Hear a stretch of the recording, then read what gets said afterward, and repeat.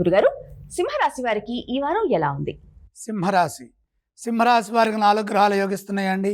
ఏకాదశంలో చంద్రగురులు, 4లో బుధ శుక్రుడు, 2 రాశుల్లో 2 గ్రహాలు యోగించడం అంటే జంట గ్రహాలుగా ఒక రాశిలో ఉండి 2 గ్రహాలు, అందులో 4 గ్రహాలు శుభగ్రహాలు యోగించడం మంచిది. అదృష్ట యోగం సూచితం. ప్రారంభించిన పనులు త్వరగా పూర్తవుతాయి.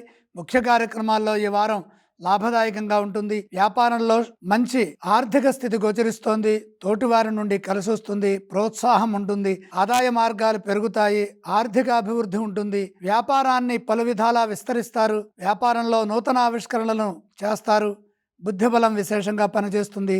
కార్యసిద్ధి ఉంటుంది. సమాజంలో పేరు ప్రతిష్టలు సంపాదిస్తారు.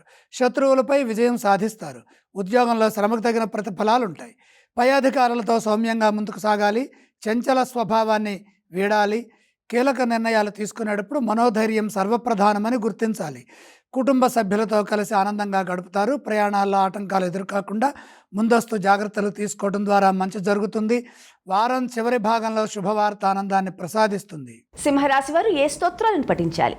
సింహరాశి వారు విజయాలకై ఈశ్వర ధ్యానం చేయాలి. వారు ఏ ఆలయాన్ని సందర్శించాలి? సూర్యుణ్ణి దర్శించాలి. వారు ఎటువంటి దానాలు చేయాలి? దానాలతో పని లేదు.